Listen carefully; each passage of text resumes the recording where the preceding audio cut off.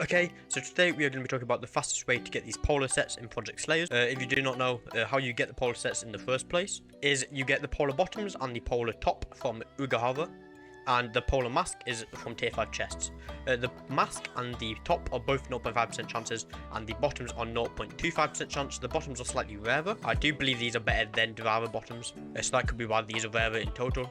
But I also seem to get more polar bottoms than polar top, because these used to be 0.5% chance. So I do have a guide of a good boss rotation you can do to get this polar mask. It is very rare, so I recommend doing it on 2 times drop, making it a 1% chance instead of 0.5%. And if you got any drop boosts on, that will also up that percentage a little bit as well. So yeah, I recommend doing just the tier 5 boss rotations just to get this. However, I'm going to mainly focus on the polar top and polar bottoms in this video. Once again, I recommend being on 2 times drop, because instead of this being 0.5%, it makes it 1%. Instead of this being 0.25%, it makes it 0.5%. That's really all there is to know about the polar sets and how you actually get them. I'm going to really quickly show you my build. This is my build at the minute. I'm using the straw hat, the Devourer mask, because I do not have polar mask, but I think the Devourer mask might be better. I'm not too sure, don't quote me on it.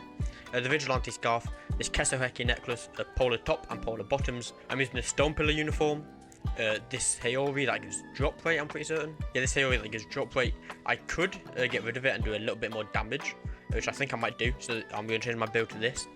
And the lantern I'm using is the Lantern of Despair. So that's my build. As long as you do good damage, you should be able to get these polar tops and polar bottoms very easily. I've been playing this update pretty much almost non-stop since the update came out. Obviously, you know, I haven't been playing 24/7, but I've been playing it quite a bit since the update came out. Grinding a lot of dungeons between Mugen Trains, and once the Mugen Train happens, I go do Mugen Train. As you can see, I currently have 2 polar tops and 2 polar bottoms. I did have more. I think I had like 4 polar bottoms at one point, and maybe 3 polar tops, but I have been giving them away on my Discord. You should join that link in the description. So yeah, I do have a guide on how to solo this dungeon. However, I might as well let you know a few tips now anyway. Yeah, do normal mode. No point doing competitive because the drop rates are still the same. So normal mode is the go-to if you want these drops. Now, there are a few maps you are going to want to avoid and a few maps you're going to want to pray for. For example, this map is a pretty good map. It is small. One of the maps I recommend you avoid unless you're in a team is the snow map. But the best map you can probably get is the volcano one, the lava one. Don't know what its official name is. But the one I recommend is the lava one, because it's the smallest map. You can get a lot of points in a short amount of time. Real quick, yeah, try to get your M1 as high as possible. I am doing 54 per M1, so get your M1 as high as possible, basically. War fans are recommended, definitely recommend war fans. These perks like this, especially in the beginning, you might as well just pick them up straight away, even if you don't really need them, just because they do despawn after a while. You've got to be careful that they do despawn after a while. For this first bit, you can easily just M1 them normally, without having to use too many moves, just because, you know, you can one-shot them for quite a bit.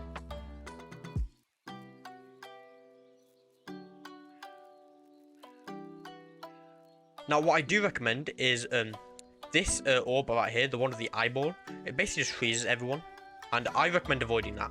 Now, you might say otherwise because it freezes everyone, you know, you can get some free kills. I believe the points decrease. Your points, I think, get halved if you pick it up. It's good for bosses if there's a lot of you. So, like, if there's a lot of NPCs coming at you, then I would recommend picking it up, because it's very easy for that. However, in stages like this, do not pick it up, because it is not worth it whatsoever. Because your points get halved, I believe. But they also, I think the timer, you don't get as much time. Could be wrong about that, but I don't really find it useful, because even if you do get the time, you still have to spend running everywhere. Whereas at this point, they are running to me as well. But if I had that, I would have to run all the way to them, and it would slow down time, if that makes sense. Now, you also might have been seeing, when I was talking about that when I go to a katana user, I use my fists. That is just because if I went up to them and used war fans or a katana, for example, then I would have a chance to do that clashing animation. And there's no point doing that, just because if I did do that, I wouldn't do as much damage at all, because I could end up maybe only hitting one of the 5 M1s that I do.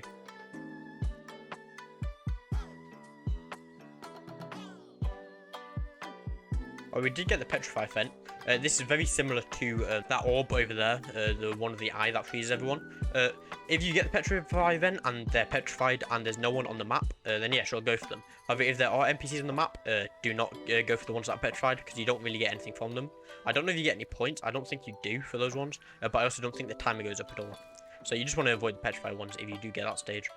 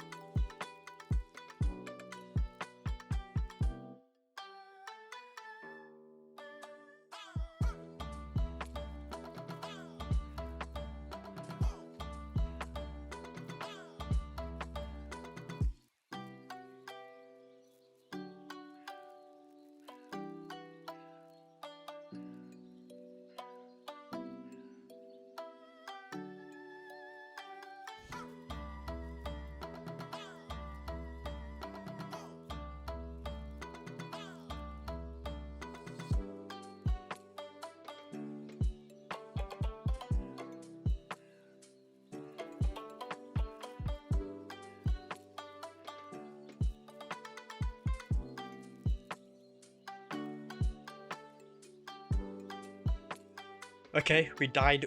We did it for 14 minutes and 17 seconds. Don't know how many bosses that averages. We got 3.7 thousand points. That is solo. If you do it with friends or just random people, you probably will get further as long as they're good. If you didn't know, the chests have been moved up here. Once you have died, all the chests that are yours would have spawned. So I doubt I'm gonna have any polar sets because it is currently a Tuesday for me. So obviously it's not 2 times drop, they are quite rare anyway. I don't have that high drop rate. We did get the black bamboo amigasso though, which I guess is decent. That's a 1%. A lot of potions, as you can see. You'll get a lot more if you're doing it on 2 times drop, obviously. But yeah, that's how you get the polar sets. That's probably the best way to get them. They are some of the best items in the game as of now. Depending on what you want, I guess. If you want, say, damage, then you'll want to go axe top or bottom or enemy top or bottom. But if you're wanting like damage reduction stuff, then you would want to go for the polar or devour sets. So yeah, that's how you get them. That is how I recommend you go through the dungeons at least. Yeah, hope this helped. Be sure to like, subscribe, join my Discord down below in the description. I'll see you guys later. Goodbye.